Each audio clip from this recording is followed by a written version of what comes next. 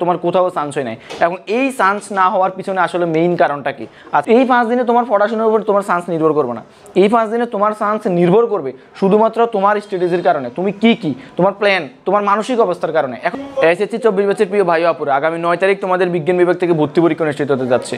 তোমরা এটা হচ্ছে তোমাদের অ্যাডমিশনের প্রায় একেবারে শেষ পরীক্ষা। এখন প্রশ্ন হচ্ছে এতগুলো পরীক্ষা দিয়ে যে আসছো ভাই, আজকে আমরা খুবই গুরুত্বপূর্ণ একটা কারণ নিয়ে কথা বলবো, যেই কারণে আসলে অ্যাভেলেবেল না, অনেক বেশি, ধরো 80% স্টুডেন্টের চান্স মিস হয়ে যায়। এখন দেখো প্রতিযোগিতা কিন্তু সবাই প্রতিযোগিতা করে, তোমার প্রতিযোগিতা নামতে গেলে সবাই প্রতিযোগিতা করে, সবাই পড়াশোনা করে আসে, কিন্তু চান্স হয় না কেন? তোমাদের আশেপাশে দেখবা অনেকে অনেক বেশি পড়াশোনা করে কিন্তু চান্স হয় না, আবার অনেকে একটু টেকনিক্যালি একটু মোটামুটি মানে নিজেকে একটু প্রিপেয়ার করে আসে কিন্তু চান্স হয়ে যায়। এখন প্রশ্ন হচ্ছে ভাইয়া তোমার চান্স হয় না কেন? এখানে আমাদের পরীক্ষার হলে কিছু স্ট্র্যাটেজি থাকে, এই স্ট্র্যাটেজির কারণে তোমার চান্স মিস হয়। তো সেজন্য আমরা আজকে এই বিষয়টা নিয়ে কথা বলবো। যেমন দেখো পরীক্ষার হলে প্রথমত হচ্ছে তুমি তোমার সাথে বিষয়গুলো একটু মিলাই নেবা। ধরো তুমি পরীক্ষার হলে, আমি একদম শুরু থেকে শুরু করছি, ধরো এই যে এইটা হচ্ছে ধরো তোমার কোশ্চেন পেপার। তোমরা কি করো, কোশ্চেন পেপারটা পাইছো, ঠিক আছে, এই যে এভাবে শুরু করে দাও। এই যে 1 নাম্বার শুরু করো, 1 নাম্বার শুরু করো, 2 নাম্বার শুরু করো, 3 নাম্বার শুরু করো, 4 নাম্বার শুরু করো, মানে সিরিয়াল বাই তুমি শুরু করো। তোমার কোনো না আছে পূর্ব পরিকল্পনা, না আছে কিছু কোনটা দাগাবা কি দাগাবে, তোমার কোনো কিচ্ছু তোমার চিন্তা নেই। আর এরকম আরেক কিছু পাবলিক আছে, এরা আগে থেকে সিলেক্ট করে আসে যে আমি আগে ফিজিক্স দাগাবো, আমি আগে ম্যাথ দাগাবো, আমি আগে বায়োলজি দাগাবো। তো ধরো ম্যাথ প্রশ্ন একটা কঠিন করছে, তো এরা শেষ, মানে ম্যাথ কোশ্চেনের সাথে এরা শেষ, এই পরীক্ষা আমার খারাপ হয়েছে। তো এই ব্যাপারে আমার নিজের একটা অভিজ্ঞতা, আমার কেন হয় নাই ফার্স্ট টাইমে, এই যে অভিজ্ঞতাটা যদি আমি বলি, আমি জিএসটি ভর্তি পরীক্ষার দিন ফার্স্ট টাইমে যখন আমি ভর্তি পরীক্ষা দিতে গেছিলাম, মানে বিশ্বাস করবো আমি পরীক্ষা দিয়ে আসি, আমি গোসল করে আসছি, এইরকম একটা মানে টেনশন আমার ভিতর কাজ করতেছিল। এখন এই টেনশনটা কাজ করতেছে কেন? আমি তোমাদেরকে যেটা বলবো, আর মাত্র তোমাদের আজকে যদি 4 তারিখ হয়, আর মাত্র 5 দিন আছে, মানে এই 5 দিনে তুমি তোমার যে মনস্তাত্ত্বিক যে ধারণাটা, এখন দেখো এই 5 দিনে তোমার পড়াশোনার উপর চান্স নির্ভর করে না। এমন অনেকেই দেখবা বলবে যে 5 দিনে পড়ে দিয়ে স্টেজে চান্স পাবো, এটা আসলে খুবই মিথ্যা কথা, ঠিক আছে? কারণ আজকে ধরো তুমি আজকে একটা ভিডিও চিন্তা করলা, যদি তোমার না হয়, যদি আমার যদি পরীক্ষার হলে চান্স না হয়, আমি যদি কী করবো না করবো, এই সকল চিন্তাধারা যদি তোমার যত বেশি থাকবে, তোমার চান্স পাওয়ার পসিবিলিটি তত বেশি। তুমি পরীক্ষাতে যত বেশি রিল্যাক্স থাকতে পারো, তত বেশি তোমার চান্স পাওয়ার পসিবিলিটি বাড়বে। এমনও দেখবা যে তোমার অনেক আক্ষেপ হয়, কিরে ও তো দেখি হাসি হাসি পরীক্ষার হলে যাচ্ছে, ও দেখি যে মানে কোনো পড়াশোনা, তোমার কাছে মনে হয় আর কি যে কোনো পড়াশোনা করে না কিন্তু চান্স পেয়ে যাচ্ছে।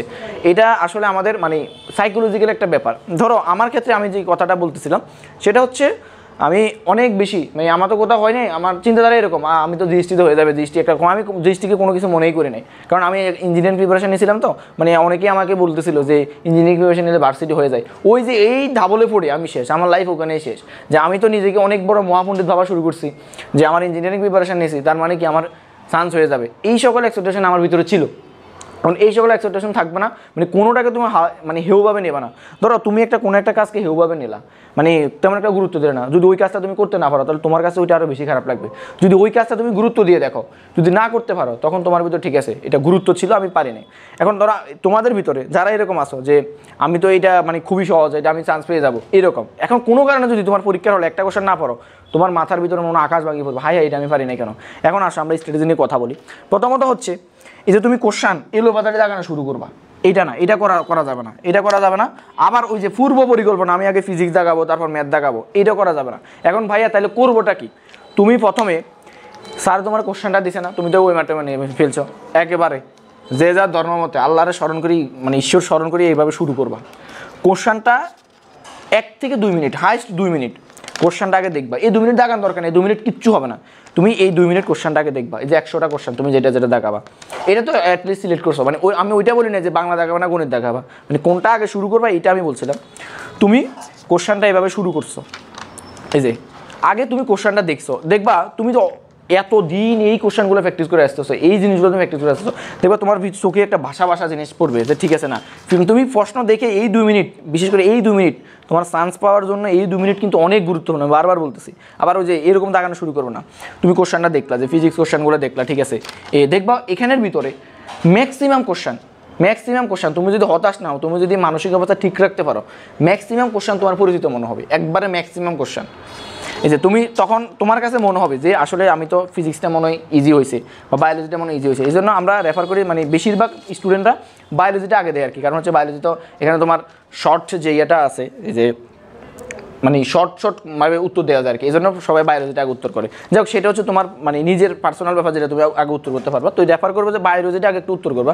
বাট সমস্যা হচ্ছে ফিজিক্স এবং ম্যাথ এবং কেমিস্ট্রির ভিতরে, মানে অনেকে ফিজিক্স আগে শুরু করে, অনেকে ম্যাথ আগে শুরু করে, এইরকম করা যাবে না। আর হলে যে গাবড়ানো যাবে না। দেখো ধরো কোনো একটা বছর, ধরো তোমার সালে, ধরো আমি ধরে নিলাম যে 24-25 সালে এই বছর কোশ্চান জিএসটির ইতিহাসে সবচেয়ে কঠিন করলো, হোক কী হয়েছে, ফার্স্টে 33 পায়, মেকানিক্যাল ইঞ্জিনিয়ার পাইছে 36 পায়। তো ওরা কি মানে হলে গাবড়াই গেছে যে 100টার ভিতরে মাত্র 36টা পাইছে? এরকম হওয়া যাবে না। কোশ্চান একটা তোমার জন্য কঠিন মানে বাকি যে 1,50,000 পরীক্ষা দিচ্ছে ওদের জন্য কঠিন। কোশ্চান এটা সহজ মানে তোমার জন্য সহজ, বাকিদের জন্য সহজ। এখন কঠিন দেখে তুমি যদি বলো হাই আমি পারি না, আরে ভাই তুই পারস না মানে অন্য কেউ তো পারে না। যেগুলো পারো তুমি, যদি যেই কোশ্চানটা তুমি পারো অ্যাটলিস্ট তোমার পড়ার ভিতরে যেগুলো তুমি পারো, জাস্ট এগুলো যদি দিয়ে আসো তোমার চান্স নিশ্চিত। এটা মাথায় রাখবা, জাস্ট এগুলো যদি দিয়ে আসো তোমার চান্স নিশ্চিত। তো প্রথম কথা হচ্ছে যে এই ভুলটা করবা না যে অনেক বেশি ঘাবড়ানো, অনেক বেশি হতাশ, হাই হতাশ, এগুলো করা যাবে না। জাস্ট তুমি যেটা পারবা এটা দিয়ে আসবে, যেটা পারবে এটা দিয়ে আসবে। আর নেগেটিভ তো দাগানো যাবে না, ঠিক আছে? নেগেটিভ খুব কম দাগানোর চেষ্টা করো। ধরো হাইস্ট তুমি 50-50, এইটা না হলে এটা, এরকম যখন তোমার রিস্ক থাকবে, তুমি দেখছো যে তোমার একটা ভালো অ্যামাউন্ট একটা মার্ক দাগাই ফেলছো, তখন কিন্তু তোমার ওইটা দাগানোর দরকার নাই যে তুমি রিস্ক আছো, দরকার নাই। কারণ বেশিরভাগ ক্ষেত্রে যেটা রিস্ক এটাই হয় না। তো মোট কথা হচ্ছে পরীক্ষার হলে তুমি একেবারে মাথা ঠান্ডা রাখবা, মাথায় একেবারে যত পারো কুল রাখবা, ঠিক আছে? আবার কুল মানে এরকম না যে একটা কোশ্চেন হলে তুই কুলে বসে রয়েছে পরীক্ষার হল শেষ, টাইম শেষ, এরকম না, ঠিক আছে? মানে তোমার পরীক্ষার হলে বিচক্ষণতার কারণে তোমার এখন চান্স নিশ্চিত হবে। এই 4 দিনে তুমি পরীক্ষা একবার উল্টা ফেলবা না। পরীক্ষার হলে কি এখন ভাই এগুলো আমি কীভাবে করবো? আমি তো, আমাকে গতকালকে একজন নক দিয়ে বলছে যে ভাই আমি সেকেন্ড টাইমার, হ্যাঁ আমার এখনও কোথাও চান্স হয় নাই, আমি অনেক বেশি পড়ছি, আমি টপার ছিলাম। ও আমাকে এমনও বলছে ভাই আমি টপার ছিলাম কিন্তু আমার চান্স হয় নাই। এখন চান্স নেওয়ার পিছনে কি জানো, আমি ওরে প্রশ্ন করছি ভাইয়া তুমি কি মডেল টেস্ট দিছো? ও আমাকে বলতেছে ভাই আমি তো মডেল টেস্ট দিই না, মানে তেমন একটা দিই না, আমার পরীক্ষার হলে সব প্রশ্ন নতুন মনে হয়। দেখো ও টপার, ওর কাছে পরীক্ষা হলে সব প্রশ্ন নতুন মনে, কেন? সে মডেল টেস্ট দেয় নাই। তোমার এখন কাজ হবে একজন বুদ্ধিমান, তুমি এখন অনেক বেশি মডেল টেস্ট দেওয়ার সময় নেই, কারণ রিভাইজ দিতে হবে। তুমি 2-3টা স্ট্যান্ডার্ড মডেল টেস্ট দিবা। ওই মডেল টেস্টে তুমি মনে করবা তুমি এখন জিএসটি পরীক্ষার হলে আসো, তুমি মনে করবা তুমি পরীক্ষার হলে আসো, একেবারে মোবাইল ফোন দূরে রাখে, দরকার পড়ে না বাসায় যদি অনেক বেশি মানুষ থেকে দূরে থাকে, একটা রুমে নিজেকে একেবারে কুলভাবে পরীক্ষা দেবা। ওই পরীক্ষা তুমি কতবার দেখো, মানে স্ট্র্যাটেজিগুলো এখন মানবা। হ্যাঁ, আমরা কী করি বাসায় যখন পরীক্ষা দিই না, যে আমরা ওই যে একটু বই দেখে ফেলি, একটু মানে আধা ঘন্টা পরীক্ষা দিই, একজন ডাকলে পরীক্ষা দিয়ে উঠতে চলে যায়। একেবারে 1 ঘন্টা তুমি নিরিবিলি 1 ঘন্টা তুমি টাইম দাও, দেখবা তোমার একটা যদি ভালো মার্ক, তোমার একটা কনফিডেন্স আসবে। এবং আমি আশা করবো তুমি যদি অ্যাটলিস্ট এতদিন পড়াশোনা করে আসো, তোমার ওই পরীক্ষাটা ভালো হবে, যেটা তুমি বাসায় দিবা, এবং ওই পরীক্ষায় যদি ভালো হয় তোমার জিএসটি পরীক্ষা ভালো হওয়ার একটা ভালোই সম্ভাবনা থাকবে। তাইলে এখন যেই কথাগুলো বলছি, 1 নম্বর কথা হচ্ছে পরীক্ষার হল টোটালি ঘাবড়ানো যাবে না।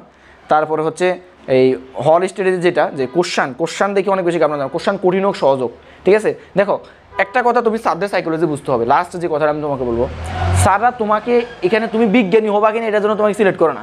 স্যারদের দরকার কিছু সংখ্যক ইউনিভার্সিটি স্টুডেন্ট, ধরো একটা যে ধরো সাবজেক্টে 50টা সিট আছে, স্যাররা বাংলাদেশের ভিতরে কীভাবে সিলেক্ট করবে, 50টা স্টুডেন্ট জাস্ট নিবে ওনারা। এখানে 50টা স্টুডেন্ট বিজ্ঞানী নিবে না, এখানে তোমার এমন কোশ্চেন কোনো সলভ করতে দিবে না যে এখানে বিজ্ঞানী আসবে। দেখবা অনেক স্টুডেন্ট আছে, এরা অনেক মেধাবী, অনেক কিছু আবিষ্কার করতে চান্স পায় না। এখন দেখো বাংলাদেশের যে পারপাস ইউনিভার্সিটি এক্সাম, এখানে অনেক মেধাবী হওয়া লাগে না, বিশ্বাস করো অনেক মেধাবী হওয়া লাগে না। এখানে তোমার একটু বেশি তুমি যদি বিচক্ষণ হইতে পারো, তুমি যদি মানে জিনিসগুলো বুঝতে পারো পরীক্ষার হলের, ঠিক আছে? এখন দেখো ইউনিভার্সিটির যে পরীক্ষার কোশ্চেনগুলো স্যাররা করে, স্যাররা কত কিছু ট্র্যাপ দেয়, এই ট্র্যাপে যদি তুমি পা দাও তুমি শেষ। তবে এই ট্র্যাপে পা না দেওয়ার জন্য বাসায় দেখবা কোশ্চেনগুলো, যে একটা স্ট্যান্ডার্ড কোশ্চেনে পরীক্ষা দেবা, যে মানে ট্র্যাপগুলো কেমন হয় আমি একটু যদি ধারণা দিই। সেটা হচ্ছে ধরো একটা কোশ্চেন করলো, ওই কোশ্চেনে যেটা ভুল উত্তর আসে না, দেখবা এই আমি এর আগে একটা ভিডিও দিয়েছিলাম যে এমসিকিউ কীভাবে দাগাবা, তোমরা আশা করি ওই ভিডিওটা দেখে আসবা।